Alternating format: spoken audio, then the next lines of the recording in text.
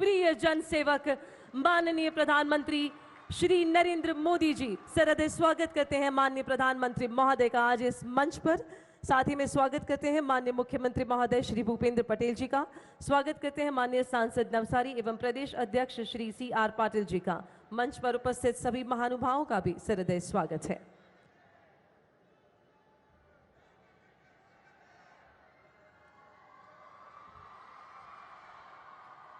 आप सभी के प्यार और अभिवादन से माननीय प्रधानमंत्री जी का फिर से एक बार सरहृदय स्वागत।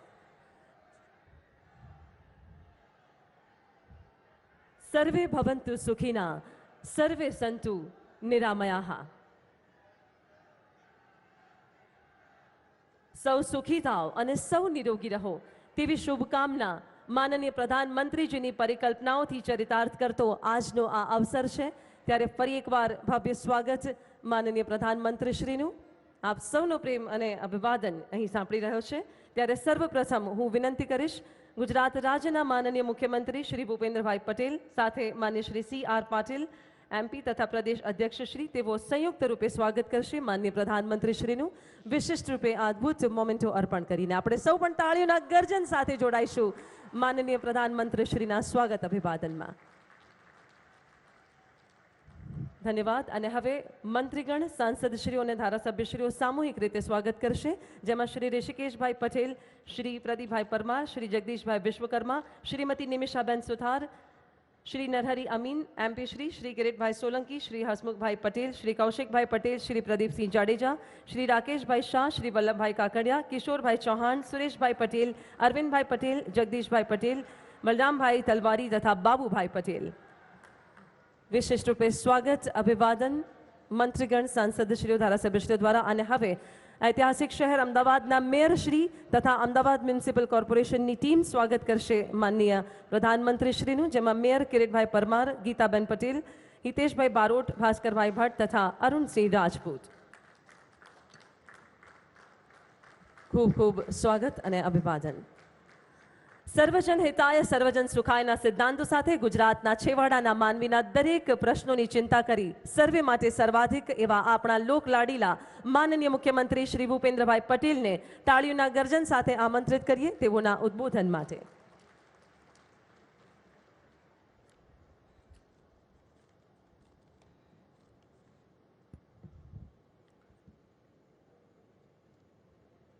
अमदावाद खाते एशियानी सौथी मोटी सिविल होस्पिटलना रूपिया 1275 करोड़ना विविध प्रकल्पोना खातमुहूर्त और लोकार्पण प्रसंगे अपनी सौनी साथे मंच पर उपस्थित विश्व कक्षानी अति आधुनिक विविध आरोग्य सुविधाना स्वप्नद्रष्टा आदरणीय प्रधानमंत्री श्री नरेंद्रभाई मोदी साहेब, नवसारीना सांसद तथा प्रदेश अध्यक्ष श्री CR पाटिल जी, राज्य सरकारना मारा साथी मंत्री श्री ऋषिकेशभाई पटेल, श्री प्रदीपभाई परमार, श्री जगदीशभाई विश्वकर्मा, निमिषाबेन सुथार, अमदावाद शहरना मेयर श्री किरीटभाई परमार, सांसद श्री किरीटभाई सोलंकी, श्री हसमुखभाई पटेल, श्री नरहरीभाई अमीन,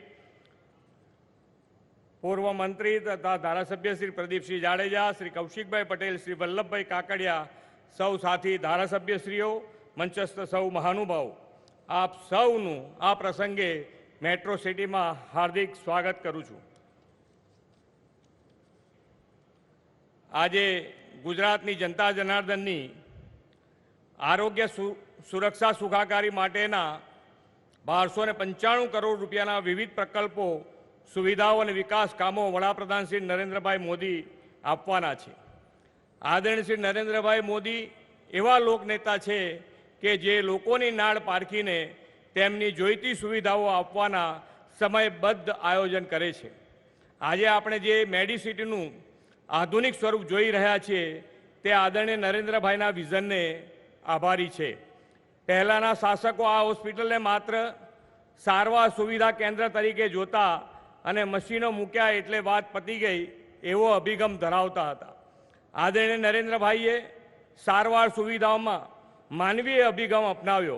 अहीं सारवार माटे रोज हजारों लोको आवता, केटलाय लोको अहीं कामकाज करता अने निवास पण करता। તેમણે આ આખી ઘટનાને દર્દી, દર્દીના સગાવાલા અને ડૉક્ટર્સ તથા સ્ટુડન્ટ્સના દૃષ્ટિકોણથી જોઈ અને એટલે જ આવી અદ્યતન સુવિધાભર મેડિસિટીના નિર્માણનો વિચાર આપ્યો. આના પરિણામે આજે અમદાવાદ મેડિસિટીમાં અદ્યતન સિવિલ હોસ્પિટલ અને medical college, kidney hospital, cancer hospital, હૃદયની હોસ્પિટલ, આંખની હોસ્પિટલ, ડેન્ટલ કોલેજ અને હોસ્પિટલ, સ્પાઇન હોસ્પિટલ અને નર્સિંગ કોલેજ કાર્યરત છે. આ મેડિસિટીમાં દર્દીના સગાને રહેવા જમવા માટેની ઉત્તમ સગવડો ઉપલબ્ધ છે. ડૉક્ટર્સ, મેડિકલ સ્ટુડન્ટ્સ માટે એકોમોડેશન, નવી લેબોરેટરી સહિતનું આધુનિક ઇન્ફ્રાસ્ટ્રક્ચર અહીં વિકસાવવામાં આવ્યું છે. ગુજરાતના પ્રવાસના ત્રીજા દિવસે આજે તેમના હસ્તે આરોગ્ય રક્ષા શક્તિના વિકાસ કામોની ભેટ મળવાની છે. અમદાવાદના મેડિસિટીને રૂપિયા 1164 કરોડના તેમજ રાજ્યના અન્ય જિલ્લાઓમાં રૂપિયા 131 કરોડના આરોગ્ય રક્ષાના વિવિધ વિકાસ કામોનો લાભ મળવાનો છે. અમદાવાદ સિવિલ મેડિસિટીનો વિકાસ પણ વડાપ્રધાનશ્રીના નેતૃત્વમાં ગુજરાતની વિકાસ યાત્રાની સાથે સાથે જ થયો છે. આદરણીય શ્રી નરેન્દ્રભાઈ મોદીએ ગુજરાતના મુખ્યમંત્રીનો કાર્યભાર સંભાળતાની સાથે જ અમદાવાદ સિવિલ હોસ્પિટલ સહિત રાજ્યના આરોગ્ય માળખાને સુદૃઢ કરવા માટેની પહેલ શરૂ કરી દીધી હતી. તેમણે આ સંકુલને વિસ્તાર આધુનિક સુવિધાઓ ઉમેરી સિવિલ હોસ્પિટલનું નવસર્જન કરી મેડિસિટી બનાવવાનું સપનું જોયું હતું, જે આજે સાકાર થઈ રહ્યું છે. વડાપ્રધાન શ્રી જૂની ઇમારતના સ્થાને નવી હાઈટેક ઇમારતો બનાવડાવી આ કેમ્પસનો વિકાસ કરાવ્યો છે. મંજુશ્રી મિલ કેમ્પસ, મેન્ટલ હોસ્પિટલ કમ્પાઉન્ડ અને ઘોડાસર કેમ્પસનો 110 એકર વિસ્તાર ભેળવી એક વિશાળ મેડિસિટી વિકસાવવામાં આવ્યું છે. અસારવાનું આ મેડિસિટી ગુજરાતની જનતા આરોગ્ય સેવા મેળવવાનું ઓલ ઇન વન સેન્ટર બન્યું છે.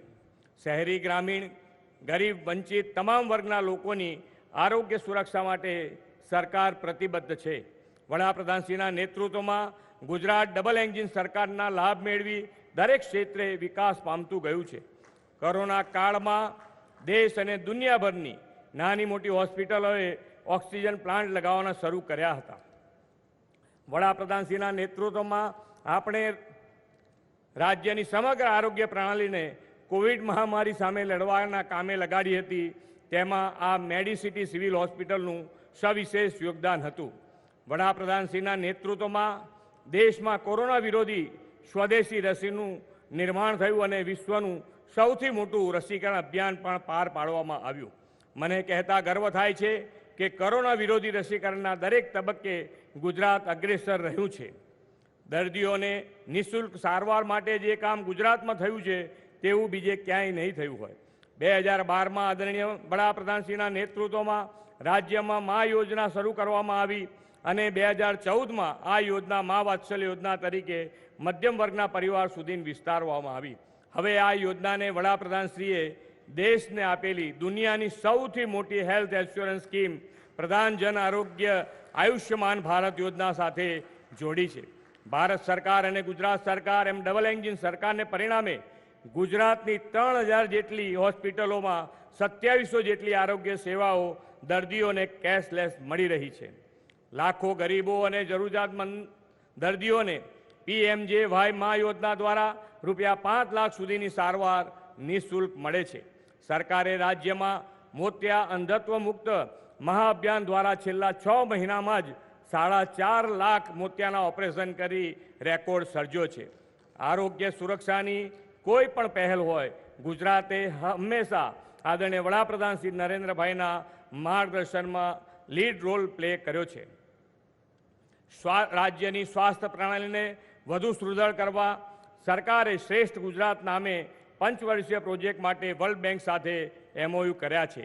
આ પ્રોજેક્ટ અંતર્ગત વર્લ્ડ બેંક રૂપિયા 28 કરોડની લોન તેમજ વિવિધ ટેકનિકલ સહાય ગુજરાતને આપશે. વિશ્વમાં થતા આધુનિક અને સફળ આરોગ્ય કાર્યક્રમો, યોજનાઓ અને ઉપચાર પદ્ધતિઓની માહિતી આપણને મળશે, જેથી ગુજરાતમાં આપણે લોકોની વધુ સારી સેવા કરી શકીશું. ગુજરાતના સર્વગ્રાહી, સર્વસ્પર્શી અને સર્વસમાવેશી આરોગ્ય માળખાની આવી અનેક સાફલ્ય ગાથાઓ વડાપ્રધાનશ્રીના માર્ગદર્શનમાં ગુજરાતે સાકાર કરી છે. ગુજરાતમાં વિશ્વ કક્ષાની આરોગ્ય સુવિધાના પ્રણેતા આદરણીય શ્રી નરેન્દ્રભાઈ મોદી સાહેબની આગેવાનીમાં આ વિકાસ યાત્રાને હજુ આગળ લઈ જવાની છે. સૌ નિરામય રહે તેવા ભાવ સાથે ગુજરાતની 6.5 કરોડ જનતાની આરોગ્ય સુરક્ષા માટે આજે નવતર વિકાસ ભેટ આપવા માટે વડાપ્રધાનશ્રીનો હૃદયપૂર્વક આભાર માની વિરમું છું. ભારત માતા કી જય. વંદે માતરમ. જય જય ગરવી ગુજરાત. खूब खूब खूब आभार माननीय मुख्यमंत्री श्री आपनो. सिद्धि, समृद्धि और संपत्ति से भी बढ़कर महत्वपूर्ण जो है वो है स्वास्थ्य.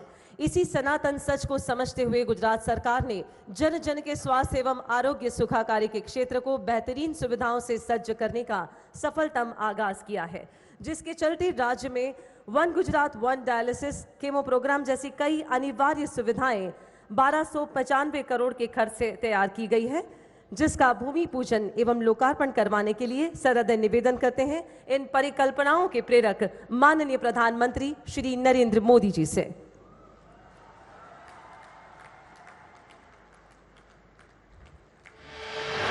વિશ્વ કક્ષાની અત્યાધુનિક વિવિધ આરોગ્ય સુવિધાઓના સ્વપ્નદ્રષ્ટા માનનીય વડાપ્રધાન શ્રી નરેન્દ્રભાઈ મોદી દ્વારા એશિયાની સૌથી મોટી સિવિલ હોસ્પિટલ અમદાવાદ ખાતે ₹1,275 કરોડના ખર્ચે વિવિધ પ્રકલ્પોના લોકાર્પણ અને ખાતમુહૂર્તનો કાર્યક્રમ આજરોજ સંપન્ન થવા જઈ રહ્યો છે. જી હા, આરોગ્ય અને પરિવાર કલ્યાણ વિભાગ દ્વારા institute of kidney diseases and research centre Manjushri mill compound Asarwa अमदावादનું લોકાર્પણ. Hospital building phase 1C Gujarat cancer and research institute civil hospital campus Asarwa અમદાવાદનું લોકાર્પણ. હોસ્ટેલ બિલ્ડિંગ અને કાર્ડિયાક કેરની વિશ્વકક્ષાની સુવિધાનું UN Mehta heart hospital Asarwa Ahmedabad ખાતે લોકાર્પણ. New super speciality hospital GMERS medical college campus 16 अमदावादનું ખાતમુહૂર્ત. Medical college girls hostel civil hospital campus નું ખાતમુહૂર્ત. રેન બસેરા સિવિલ હોસ્પિટલ કેમ્પસ અસારવા અમદાવાદનું ખાતમુહૂર્ત. સબ ડિસ્ટ્રિક્ટ હોસ્પિટલ ભિલોડા જિલ્લો અરવલ્લીનું ખાતમુહૂર્ત. સબ ડિસ્ટ્રિક્ટ હોસ્પિટલ અંજાર જિલ્લો કચ્છનું ખાતમુહૂર્ત. વન ગુજરાત વન ડાયાલિસિસ કાર્યક્રમ અંતર્ગત રાજ્યના દરેક તાલુકા અને છેવાડાના વિસ્તારો સુધી 188 નવા ડાયાલિસિસ સેન્ટરોનો શુભારંભ. ગુજરાત રાજ્યમાં જિલ્લા ડે કેર કીમોથેરાપી કાર્યક્રમ અંતર્ગત રાજ્યના વિવિધ જિલ્લામાં 22 નવા સ્થળોએ ડે કેર કીમોથેરાપી સેન્ટરોનો શુભારંભ. ભારતના માનનીય વડાપ્રધાન શ્રી નરેન્દ્રભાઈ મોદીના વરદ હસ્તે તથા શ્રી ભૂપેન્દ્રભાઈ પટેલ માનનીય મુખ્યમંત્રી ગુજરાત રાજ્ય, શ્રી ઋષિકેશભાઈ પટેલ માનનીય મંત્રી આરોગ્ય અને પરિવાર કલ્યાણ, તબીબી શિક્ષણ, જળ સંપત્તિ અને પાણી પુરવઠા વિભાગ, શ્રીમતી નિમિષાબેન સુથાર માનનીય રાજ્ય કક્ષાના મંત્રી આરોગ્ય અને પરિવાર કલ્યાણ, તબીબી શિક્ષણ, આદિજાતિ વિકાસની પ્રેરક ઉપસ્થિતિમાં આજ તારીખ 11 ઓક્ટોબર 2022ને મંગળવારે સંપન્ન કરવામાં આવ્યું.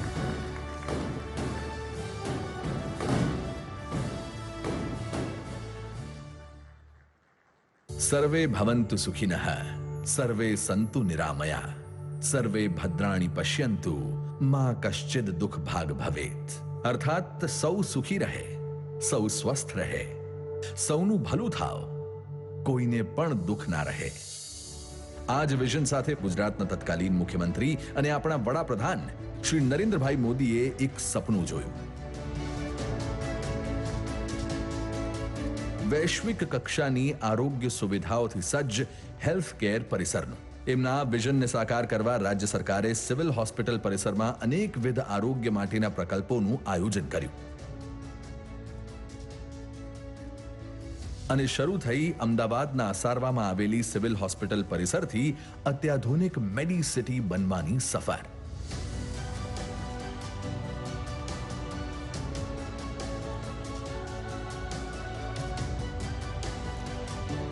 1200 બેડનો સુપર સ્પેશિયાલિટી બ્લોક, માતા બાળ આરોગ્ય વિંગ, નવું trauma centre, UN Mehta heart hospital અને ગુજરાત કેન્સર રિસર્ચ ઇન્સ્ટિટ્યૂટમાં બેડ્સની સંખ્યામાં બમણાથી પણ વધુ વધારો. હૃદય રોગ, કેન્સર જેવા રોગોની સારવાર માટે અત્યાધુનિક સાધનો મારફતે સારવાર તેમજ કિડનીના રોગો માટે એક સાથે 62 જેટલી ડાયાલિસિસ થઈ શકે તેવી સુવિધા.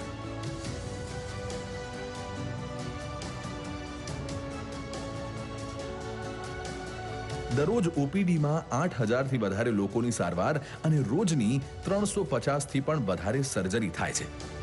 આજે રૂપિયા 2500 કરોડના ખર્ચે વિકસેલું આ મેડિસિટી લાખો દર્દીઓને દિવસ રાત સેવા આપે છે. विकास करवो से तो शिक्षण कौशल आरोग्य एना विना બધું અધૂરું છે. ગુજરાતના દરેક જિલ્લામાં આધુનિક સ્વાસ્થ્ય સુવિધાઓ આ ડબલ એન્જિનની સરકાર આવનારા દિવસોમાં જેટલો વધારે પ્રસારો થાય કરવા માંગે છે. અને સૌના સાથ, સૌના વિકાસના સંકલ્પ સાથે કામ કરતા મુખ્યમંત્રી શ્રી ભૂપેન્દ્રભાઈ પટેલના નેતૃત્વમાં આરોગ્ય સેવાઓમાં હવે મેડિસિટી આંબશે નવી ઊંચાઈઓ. જ્યાં હશે 850 બેડ સાથેની ભારતની સૌથી મોટી અને વિશ્વની ટોચની કિડની હોસ્પિટલ. જ્યાં હશે 22 હાઈટેક ઓપરેશન થિયેટર, કિડની અને લિવર ટ્રાન્સપ્લાન્ટ માટે અત્યાધુનિક સુવિધા. જો કે હવે તો વન ગુજરાત વન ડાયાલિસિસના સપનાને સાકાર કરવા ગુજરાત ડાયાલિસિસ પ્રોગ્રામ અંતર્ગત દરેક તાલુકામાં હશે ડાયાલિસિસ સેન્ટર, જે ટેલી કન્સલ્ટિંગથી જોડાયેલા હશે કિડની હોસ્પિટલ સાથે. અને 300 બેડ સાથે તૈયાર હશે ગુજરાત કેન્સર હોસ્પિટલનું નવું બિલ્ડિંગ. એ પણ રેડિયોથેરાપીને લગતા અદ્યતન અને હાઈટેક મશીનોથી સજ્જ, જ્યાં ભવિષ્યમાં હશે કેન્સર માટેનું પ્રોટોન થેરેપી મશીન પણ. સાથે જ દરેક જિલ્લામાં day care chemotherapy centre, tele કન્સલ્ટિંગથી મળશે કેન્સર હોસ્પિટલના તજજ્ઞ ડોક્ટરોનું માર્ગદર્શન. સાથે જ યુએન મહેતા હાર્ટ હોસ્પિટલમાં હૃદય રોગોની સારવાર માટે સ્ટેટ ઓફ ધી આર્ટ સુવિધાઓ પણ વધશે. અને વધશે સુપર સ્પેશિયાલિટીના રેઝિડેન્સ ડોક્ટરો માટે હોસ્ટેલની સુવિધા પણ, જેનું આજ રોજ માનનીય વડાપ્રધાન શ્રી નરેન્દ્રભાઈ મોદી દ્વારા લોકાર્પણ કરવામાં આવશે. સાથે જ સોલા સિવિલ હોસ્પિટલ ખાતે 650 બેડની સુપર સ્પેશિયાલિટી હોસ્પિટલ અને બીજે મેડિકલ કોલેજ ખાતે ગર્લ્સ હોસ્ટેલનું ખાતમુહૂર્ત. દર્દીઓ સાથે હોસ્પિટલ આવતા સગા સંબંધીઓ માટે રેન બસેરા અને કચ્છના અંજાર જેવા અંતરિયાળ વિસ્તારમાં સીએચસીને અપગ્રેડ કરી સબ ડિસ્ટ્રિક્ટ હોસ્પિટલની બિલ્ડિંગનું ખાતમુહૂર્ત, તેમજ અતિ પછાત અને આદિજાતિ વસ્તી ધરાવતા ભિલોડા કોટેજ હોસ્પિટલને અપગ્રેડ કરી સબ ડિસ્ટ્રિક્ટ હોસ્પિટલના બિલ્ડિંગનું ખાતમુહૂર્ત સહિત રૂપિયા 544 કરોડના ખર્ચે બનનારા વિવિધ પ્રકલ્પોનું ખાતમુહૂર્ત કરવામાં આવશે.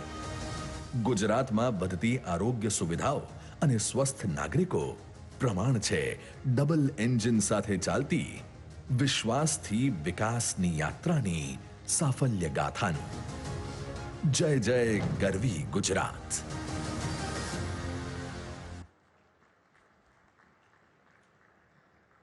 આજે લોકાર્પિત થયેલ કરોડોની આરોગ્ય સેવાઓમાં મુખ્યત્વે અત્યંત જનહિતાવહ અને આશીર્વાદ સમાન છે. ક્રોનિક કિડની ડિસીઝથી પીડાતા દર્દીઓની એકમાત્ર આશા સમાન ડાયાલિસિસ ટ્રીટમેન્ટ, જેના માટે દર્દીઓને દૂર સુદૂર મોટી હોસ્પિટલ્સમાં આવવું પડતું, આવવા જવાનો તથા ટ્રીટમેન્ટનો ખૂબ જ મોટો ખર્ચ પણ થતો, જે હવે one Gujarat one dialysis program હેઠળ 270 જેટલા કેન્દ્રો તાલુકા કક્ષાએ શરૂ કરવામાં આવ્યા છે. આપ જોઈ શકો છો સામેની એલઈડી સ્ક્રીન પર 33 જેટલા કેન્દ્રોનું આ જીવંત પ્રસારણ અહીંયાથી. તાલુકા કક્ષાએ શરૂ કરાયેલ ડાયાલિસિસ કેન્દ્રો તથા કેન્સરના દર્દીઓ માટે અનિવાર્ય એવા કેમોથેરાપી ટ્રીટમેન્ટ માટે કેમોથેરાપી પ્રોગ્રામ જિલ્લા કક્ષાએ શરૂ કરાયા છે.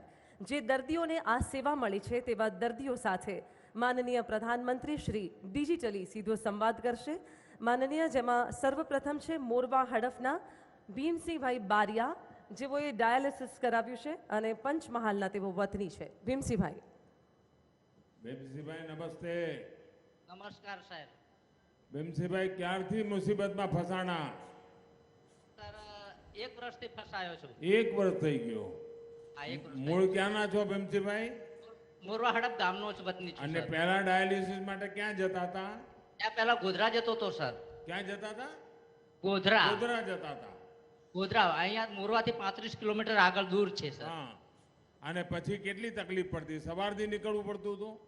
સવારથી નીકળીએ જ સર, જાતે એક કોકને ફેમિલીમાંથી લઈ જઈએ ઘરે, એનો ટાઈમ બગડે, મારો ટાઈમ બગડે, આવવા જવાનો ખર્ચ થાય, બધો ખર્ચ થતો હશે સર મને.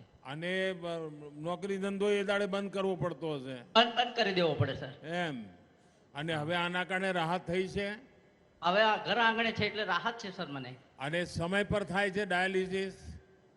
સમરસર ડાયાલિસિસ થાય છે સર. અચ્છા, જ્યારે ગોધરામાં નહોતું તો પહેલા ક્યાં જતા હતા? ત્યારે પહેલા બરોડા ગયો હતો સર હું. વડોદરા સુધી? હા, તો બરોડા. એમાં તો તમારા 2 દાડા બગડી જતા હશે. બે દાડા બગડી જાય સર. પણ હવે બરાબર તમને આનો લાભ મળે છે? આ ઘર આંગણે મળે છે સાહેબ. આ નિયમિત કરાવો છો? નિયમિત. આજુબાજુ આપણા આદિવાસી ભાઈઓને ખબર છે આપણી આ વ્યવસ્થા થઈ ગઈ છે આપણા ગામ સુધી? હા છે સર, બધાને જો ખબર છે સર. કોઈ પણ બીમાર માણસ હોય એની જેટલી સેવા કરી એટલી ઓછી, અને એમાં ઓકે, સર. તમારી તો સેવા થાય પણ તમને જે લાભ મળે છે એ આજુબાજુના લોકોને ખબર પડે, જેથી કરીને એમને તકલીફ ન પડે. એમાં પણ તમારે મદદ કરવી જોઈએ. કરશો ને? Okay sir, okay. ભીમસિંહભાઈ, વાહ, અંગ્રેજીમાં બોલો છો તમે તો. અંગ્રેજી તો સાહેબ કરો છો શું ભીમસિંહભાઈ? હું ખેતી જ કરું છું સર. ખેતી કરો છો? ખેતી તો કરું આ પેલી પ્રાકૃતિક ખેતીનું ચાલે છે, એમાં કઈ રસ લો છો? હા, લીએ છે ને સર. એમ. ચાલો, પરમાત્મા તમને ખૂબ જલ્દી સાજા કરે અને આ મુસીબતમાંથી બહાર આવો. પણ આમાં કોઈ વાર આળસ ના કરતો હો. જે ડોક્ટરે કહ્યું ને એ પ્રમાણે નિયમિત કરાવવાનું. Okay sir, okay. આવજો વેલા. હા, આભાર સર. નમસ્તે. નમસ્તે. માનનીય, હવે કેન્સરના એક દર્દી છે જે છે જૂનાગઢથી મુકેશ કુમારસિંહ સંઘવી, જેઓ જૂનાગઢમાં કીમોથેરાપીની સારવાર લીધી છે. મુકેશ કુમાર. હલો, નમસ્તે બેલા. નમસ્તે. હા, ક્યાંથી બોલો છો? જુનાગઢ. જુનાગઢ. શું નામ? મુકેશ છોટાલાલ સંઘવી. મુકેશભાઈ, શું તકલીફ થઈ છે? કેન્સરની તકલીફ થઈ છે. ક્યાંનું છે કેન્સર? જઠ્ઠર. ઓહ, કેટલા સમય થયો ડિટેક્ટ થયા? 1 વર્ષ થયા. 1 વર્ષ થયું. પણ ત્યાં બરાબર હવે રેડિયેશન વગેરે કામ બરાબર થાય છે?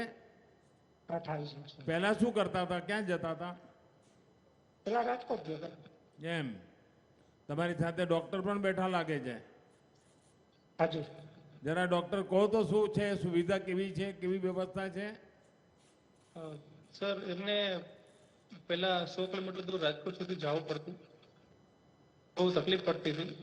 એ પછી શરૂઆતમાં નિદાન ત્યાં થયેલું. એના પછી આપણે અહીં જુનાગઢમાં જ કિમોથેરાપીની વિવિધ સારવાર આપવામાં આવે છે અને ત્યારથી એને ઘણું સારું છે. વજનમાં પણ ઓલમોસ્ટ 10-15 કિલોનો ફાયદો થયેલો છે. બધી જ સારવાર મા કાર્ડ ઉપર અવેલેબલ છે, પીએમ જોઈ કાર્ડ ઉપર. એટલે કાંઈ પણ પ્રકારનો ખર્ચો નથી થતો. ખાસ તો માનસિક, શારીરિક અને આર્થિક રીતે કાંઈ પણ તકલીફ થતી નથી. ક્યારે પણ કાંઈ પણ તકલીફ હોય તો મારા નંબર ઓલરેડી હું આપું જ છું, તો ડાયરેક્ટ કોન્ટેક્ટ કરી લે. અને ઝીણી મોટી તકલીફ હોય તો પણ બધું જ સરખું થઈ જાય છે. મુકેશભાઈ, આપણે ગુજરાતમાં ઠેર ઠેર વ્યવસ્થા ઊભી કરી રહ્યા છીએ, પણ આપણે પરમાત્માને પ્રાર્થના કરીએ કે કોઈને આવી ગંભીર બીમારીઓ આવે નહીં. તમે પણ જલ્દી સાજા થઈ જાઓ અને તમે પણ લોકોને કહો કે ભાઈ કેટલી કાળજી રાખવી પડે. નહીં તો આપણા ગુજરાતમાં, ખાસ કરીને અમારા કાઠિયાવાડમાં, હું જ્યારે અહીંયા હતો ત્યારે કાયમ કહેતો કે ભાઈ આ માવો ખાવાનું બંધ કરો, હવે આ ગુટકા બંધ કરો. આ બધી મુસીબતોથી આપણે પહેલાં જ બધું સાચવવાનું. પણ મુકેશભાઈ, હવે મુસીબત આવી જ ગઈ છે તો મુકાબલો પણ કરવાનો અને સરકાર તમારી જોડે છે. હાજી. ચાલો, તબિયત સાચવજો પેલા. જય જિનેન્દ્ર. જય જિનેન્દ્ર. જી માનનીય, અન્ય પેશન્ટ અને દર્દી છે ડાયાલિસિસના, જે છે વઘાઈથી મનોજભાઈ ચૌધરી. સામૂહિક આરોગ્ય કેન્દ્ર વઘાઈમાં તેઓ ડાયાલિસિસની ટ્રીટમેન્ટ લઈ રહ્યા છે. શ્રી મનોજભાઈ ચૌધરી. મનોજભાઈ, નમસ્તે. નમસ્તે સર. મનોજભાઈ, શું તમારું તો શરીર સાવ પડી ગયું લાગે. કેટલા દિવસથી આ તકલીફ આવી છે? 3.5 મહિના થયા સર. ઓહો, પણ ખબર ક્યારે પડી?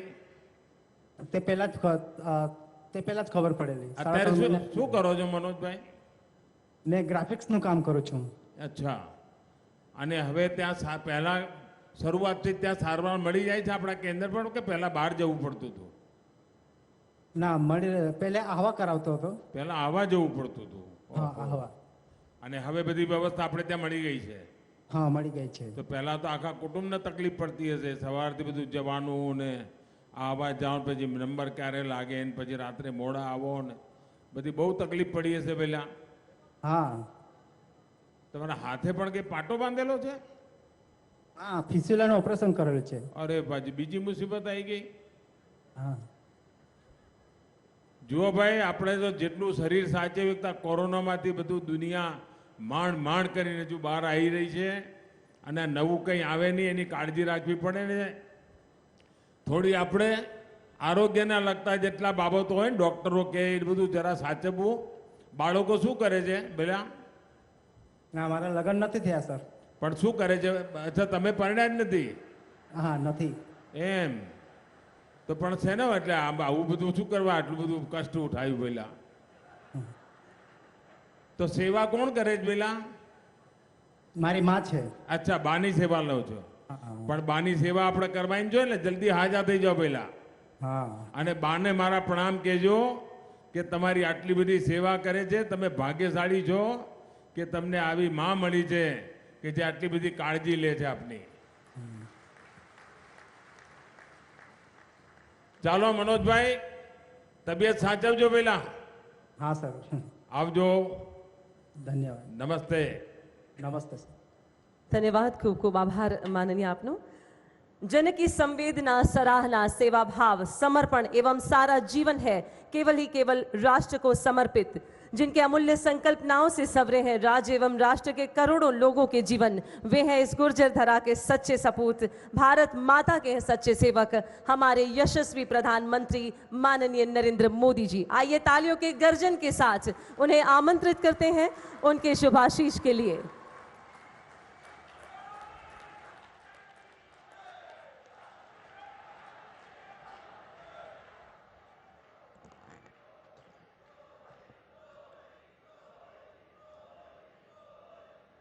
નમસ્તે ભાઈઓ.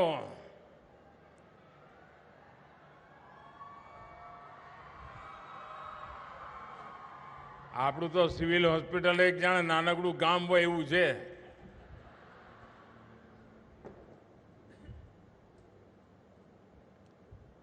आज गुजरात की स्वास्थ्य सुविधाओं के लिए एक बहुत बड़ा दिन है.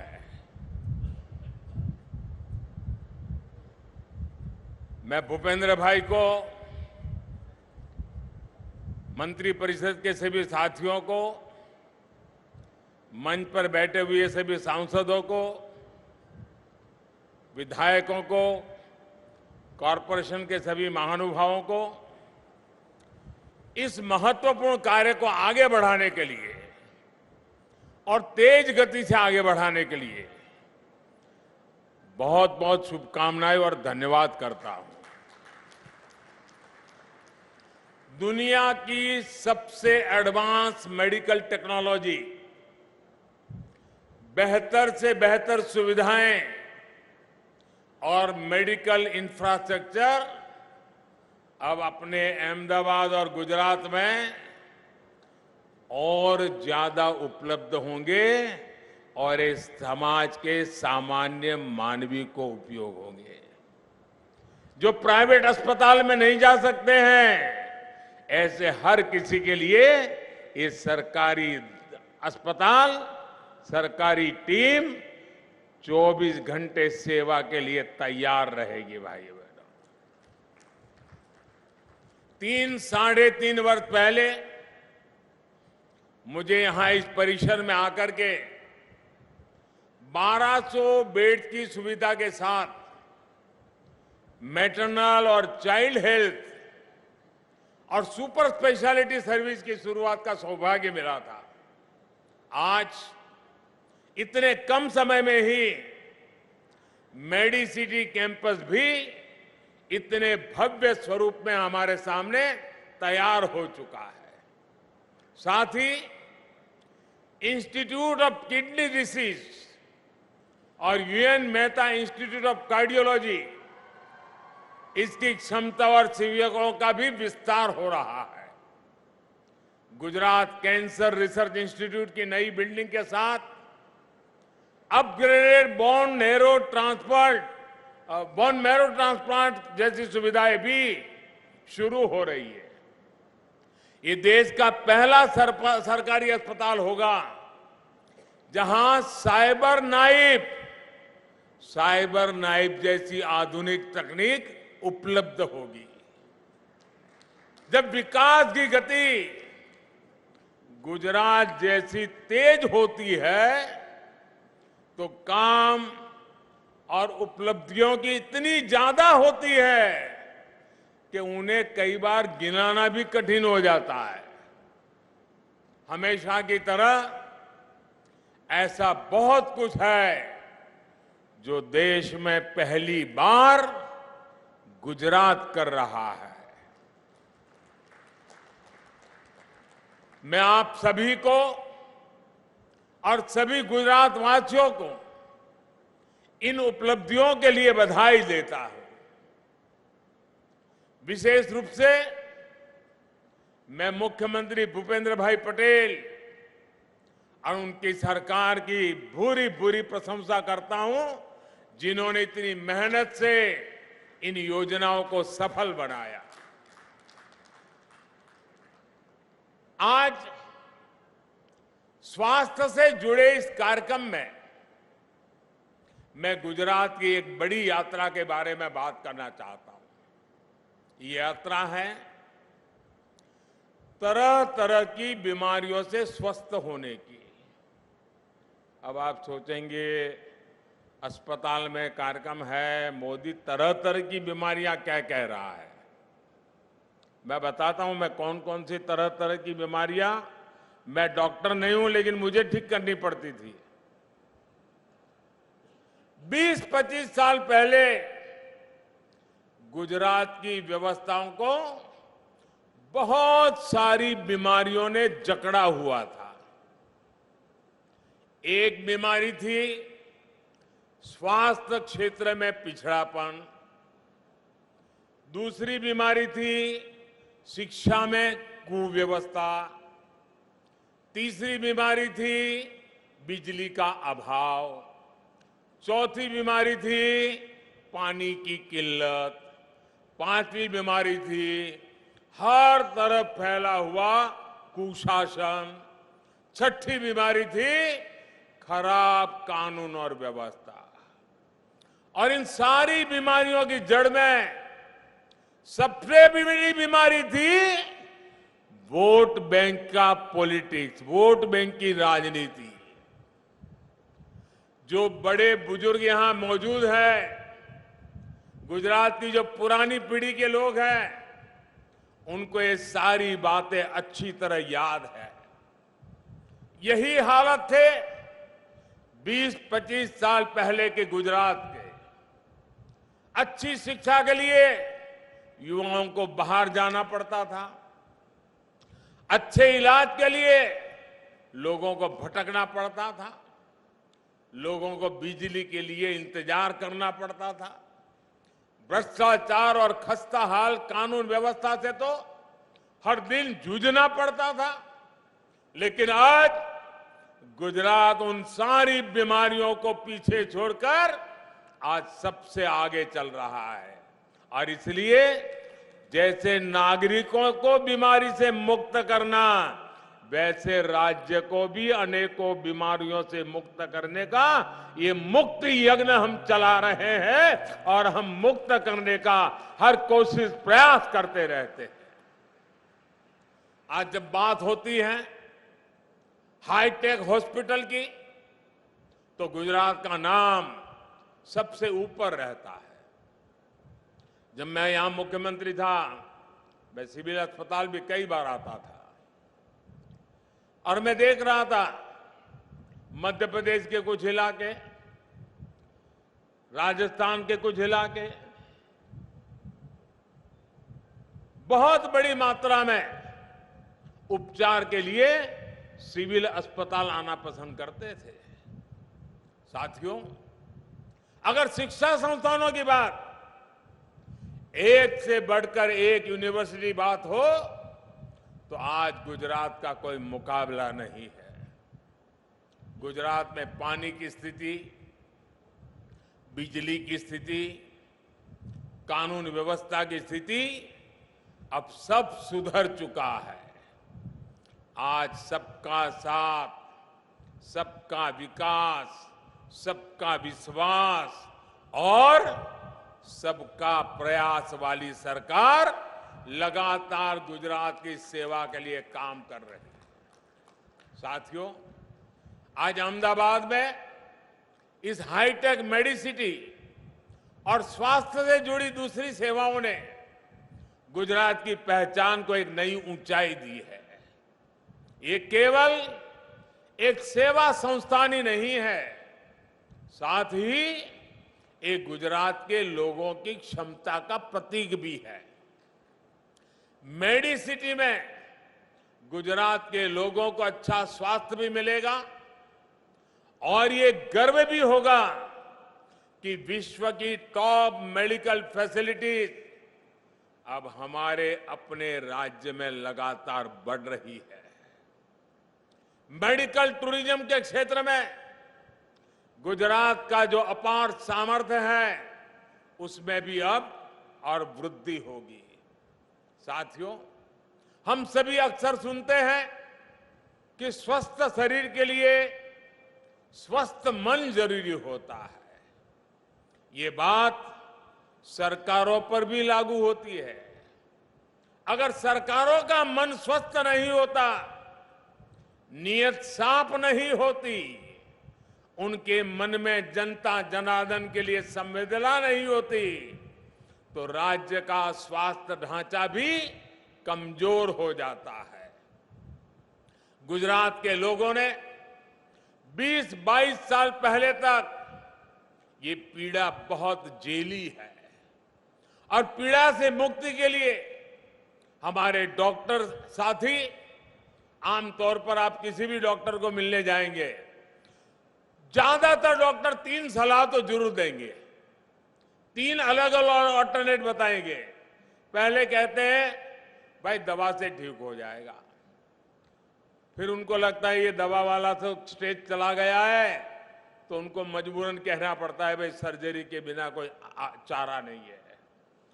दवा हो या सर्जरी, लेकिन उसके साथ वो घर वालों को समझाते हैं कि मैं तो मेरा काम कर लूंगा, लेकिन देखभाल की जिम्मेवारी आपकी है, आप पेशेंट को अच्छी तरह देखभाल करना, उसके लिए भी वो एडवाइस करते हैं। साथियों, मैं इसी बात को अलग तरीके से सोचूं तो गुजरात की चिकित्सा व्यवस्था को सुधारने के लिए हमारी सरकार ने इलाज के इन तीनों तरीकों का इस्तेमाल किया। जो आप पेशेंट के लिए कहते हैं ना, मैं राज्य व्यवस्था के लिए ऐसा ही करता था जो डॉक्टर सलाह देते हैं। सर्जरी यानी पुरानी सरकारी व्यवस्था में हिम्मत के साथ पूरी ताकत से बदलाव, निष्क्रियता, लचरपंथी और भ्रष्टाचार पर कैची, ये मेरी सर्जरी रही है। दूसरा, दवाई यानी नई व्यवस्था को खड़ा करने के लिए नित्य नूतन प्रयास, नई व्यवस्थाएं भी विकसित करना, ह्यूमन रिसोर्स विकसित करना, इंफ्रास्ट्रक्चर विकसित करना, रिसर्च करना, इनोवेशन करना, नए अस्पताल बनाना, अनेक ऐसे काम। और तीसरी बात, देखभाल या केयर, ये गुजरात के हेल्थ सेक्टर को ठीक करने का सबसे महत्वपूर्ण हिस्सा है। हमने केयर यानी संवेदनशीलता के साथ काम किया। हम लोगों के बीच गए, उनकी तकलीफ को साझा किया, और इतना ही नहीं, मैं आज बड़ी नम्रता के साथ कहना चाहता हूं, गुजरात इस देश में पहला राज्य था, वो सिर्फ इंसान की नहीं, पशुओं के लिए भी हेल्थ कैंप लगाते थे। और जब मैं दुनिया को कहता था कि मेरे यहां पशु की डेंटल ट्रीटमेंट होती है, पशु की आई ट्रीटमेंट होती है, तो बाहर के लोगों को अजूबा लगता था। भाइयों बहनों, हमने जो प्रयास किए वो लोगों को साथ जोड़कर जन भागीदारी के लिए। और जब कोरोना का संकट था तो G20 समिट में मैं बोल रहा था, तब मैंने बड़े आग्रह से कहा था, दुनिया की इतनी भयानक स्थिति को देखते हुए मैंने कहा था, जब तक हम वन अर्थ वन हेल्थ इस मिशन को लेकर के काम नहीं करेंगे, जो गरीब हो, पीड़ित है, उसकी कोई मदद नहीं करेगा।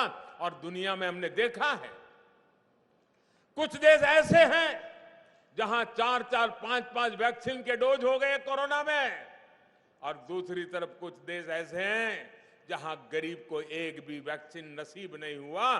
तब मुझे दर्द होता था दोस्तों।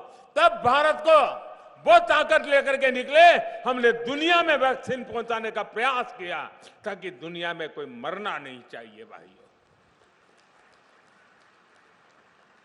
और हम सबने देखा है कि जब व्यवस्था स्वस्थ होने लगी तो गुजरात का स्वास्थ्य क्षेत्र भी स्वस्थ हो गया। लोग देश में गुजरात की मिसाल देने लगे।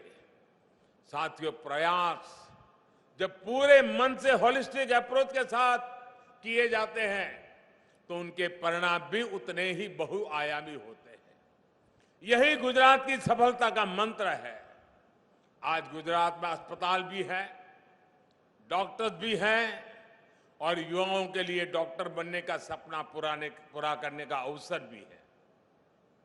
20-22 साल पहले हमारे इतने बड़े राज्य में केवल 9 मेडिकल कॉलेज हुआ करती थी, केवल 9 मेडिकल कॉलेज। जब मेडिकल कॉलेज कम थे तो सस्ते और अच्छे इलाज की गुंजाइश भी कम थी। लेकिन आज यहां 36 मेडिकल कॉलेज अपनी सेवाएं दे रहे हैं। 20 साल पहले गुजरात के सरकारी अस्पतालों में 15,000 करीब बेड थे। अब यहां के सरकारी अस्पतालों में बेड की संख्या 60,000 हो चुकी है। पहले गुजरात में अंडर ग्रेजुएट और पोस्ट ग्रेजुएट मेडिकल की कुल सीटें 2,200 हुआ करती थी। अब गुजरात में 8,500 बैठकें मेडिकल सीट हमारे युवा युवतियों के लिए उपलब्ध है। इनमें पढ़कर निकले डॉक्टर्स गुजरात के कोने कोने में स्वास्थ्य सेवाओं को मजबूती दे रहे हैं। आज हमारी सब सेंटर्स, सीएचसी, पीएचसी और वेलनेस सेंटर का एक बड़ा नेटवर्क भी पूरी तरह गुजरात में तैयार हो चुका है। और साथियों, मैं आपको बताना चाहता हूं कि गुजरात ने जो सिखाया वो दिल्ली जाने के बाद मेरे काम बहुत आया। स्वास्थ्य के इसी विजन को लेकर हमने केंद्र में भी काम शुरू किया। इन 8 वर्षों में हमने देश के लगभग अलग अलग हिस्सों में 22 नए एम्स दिए हैं। इसका लाभ भी गुजरात को हुआ है। राजकोट में गुजरात का अपना पहला एम्स मिला है। गुजरात में जिस तरह हेल्थ सेक्टर में काम हो रहा है वो दिन दूर नहीं जब Gujarat medical research, pharma research, biotech research में पूरी दुनिया में अपना परचम फहराएगा। डबल इंजन की सरकार का बहुत बड़ा फोकस इस पर है। साथियों, जब संसाधनों के साथ संवेदनाएं जुड़ जाती है तो संसाधन सेवा का उत्तम माध्यम बन जाते हैं। लेकिन जहां संवेदना नहीं होती है वहां संसाधन स्वार्थ और भ्रष्टाचार की भेंट चढ़ जाते हैं। इसीलिए मैंने शुरुआत में संवेदनाओं का भी जिक्र किया और कुशासन वाली पूरे व्यवस्था की याद भी दिलाई। अब व्यवस्था बदल चुकी है। इस संवेदनशील और पारदर्शी व्यवस्था का परिणाम है कि अहमदाबाद में मेडिसिटी बना है, कैंसर इंस्टीट्यूट का अधिकरण हुआ है और साथ ही गुजरात के हर जिले में डे केयर कीमोथेरेपी की सुविधा भी शुरू होती है ताकि गांव-गांव से मरीजों को कीमोथेरेपी के लिए भागना न पड़े। अब आप चाहे गुजरात के किसी भी कोने में हो, आपको घर के नजदीक में ही अपने ही जिले में कीमोथेरेपी जैसा अहम इलाज उपलब्ध हो जाएगा। इसी तरह भूपेंद्र भाई की सरकार द्वारा डायलिसिस जैसी जटिल स्वास्थ्य सेवा की तालुका स्तर पर दी जा रही है। गुजरात ने डायलिसिस वैन की सुविधा भी शुरू की है ताकि मरीज को अगर जरूरत है तो उसके घर जाकर भी उसको सेवा दी जा सके। आज यहां 8 फ्लोर के रैन बसेरे का लोकार्पण भी हुआ है। और जहां तक डायलिसिस का सवाल है, पूरे हिंदुस्तान में सारी व्यवस्था लचर थी। डायलिसिस वाले के लिए एक निश्चित समय सीमा में डायलिसिस होना जरूरी है। तब जाकर के मैंने दुनिया के बड़े बड़े हेल्थ सेक्टर में काम करने वालों से बात की। मैंने कहा मुझे मेरे हिंदुस्तान में हर जिले में डायलिसिस सेंटर बनाने हैं। और जैसे गुजरात में तहसील तक काम जा रहा है, मैंने देश में जिले तक डायलिसिस की व्यवस्था पहुंचाने का बड़ा बीठा उठाया और बहुत बड़ी मात्रा में काम चल रहा है। साथियों, मरीज के परिवार वाले जिन मुश्किलों से जूझ रहे होते हैं, उन्हें और तकलीफ का सामना ना करना पड़े, ये चिंता गुजरात सरकार ने की है। यही आज देश के काम करने का तरीका है। यही आज देश की प्राथमिकताएं हैं। साथियों, जब सरकार संवेदनशील होती है तो उसका सबसे बड़ा लाभ समाज के कमजोर वर्ग को होता है, गरीब को होता है, मध्यम वर्ग के परिवार को होता है, माताओं बहनों को होता है। पहले हम देखते थे कि गुजरात में मातृ मृत्यु दर, शिशु मृत्यु दर इतनी चिंता का विषय था, लेकिन सरकारों ने उसे किस्मत के नाम पर छोड़ रखा था।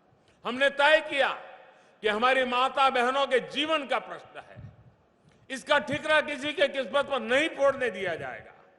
पिछले 20 वर्षों में हमने इसके लिए लगातार सही नीतियां बनाई, उन्हें लागू किया।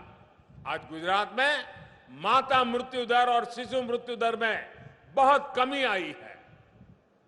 मां का जीवन भी बच रहा है और नवजात भी दुनिया में सुरक्षित अपना विकास की यात्रा पर कदम रख रहा है। बेटी बचाओ बेटी पढ़ाओ अभियान, इसके कारण पहली बार बेटों की तुलना में बेटियों की संख्या ज्यादा हुई है। दोस्तों,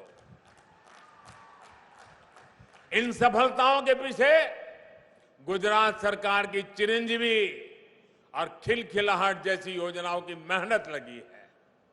गुजरात की सफलता, ये प्रयास आज पूरे देश को मिशन इंद्रधनुष और मातृवंदना जैसी योजनाओं के जरिए मार्गदर्शन दे रही है।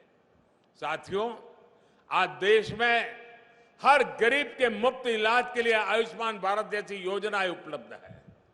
गुजरात में आयुष्मान भारत और मुख्यमंत्री अमृतम योजना एक साथ मिलकर गरीबों की चिंता और बोझ कम कर रही है। यही डबल इंजन सरकार की ताकत होती है। साथियों, शिक्षा और स्वास्थ्य ये दो ऐसे क्षेत्र हैं जो केवल वर्तमान ही नहीं बल्कि भविष्य की दिशा भी तय करते हैं। और उदाहरण के तौर पर अगर हम देखें, 2019 में सिविल हॉस्पिटल में 1200 बेड की सुविधा होती थी। एक साल बाद वैश्विक महामारी आई तो यही अस्पताल सबसे बड़े सेंटर के रूप में उभर कर सामने आया। उस एक हेल्थ इंफ्रास्ट्रक्चर ने कितने लोगों के जीवन बचाए। इसी तरह 2019 में अहमदाबाद में एएमसी एसवीपी हॉस्पिटल, उसकी शुरुआत हुई थी। इस अस्पताल ने भी वैश्विक महामारी से लड़ने में बड़ी भूमिका निभाई। अगर गुजरात में बीते 20 वर्षों में इतना आधुनिक मेडिकल इंफ्रास्ट्रक्चर तैयार न होता तो कल्पना करिए वैश्विक महामारी से लड़ने में हमें कितनी मुश्किल आती। हमें गुजरात के वर्तमान को भी बेहतर करना है और भविष्य को भी सुरक्षित रखना है। मुझे विश्वास है अपने विकास की इस गति को गुजरात और आगे बढ़ाएगा और ऊंचाई पर ले जाएगा और आपके आशीर्वाद निरंतर बनते रहेंगे और उसी ताकत को लेकर के हम और अधिक ऊर्जा के साथ आपकी सेवा करते रहेंगे। मैं आप सबको उत्तम स्वास्थ्य की कामना करता हूं और आप निरोगी रहे, आपका परिवार निरोगी रहे, यही मेरे गुजरात के भाइयों बहनों को शुभकामनाएं देते हुए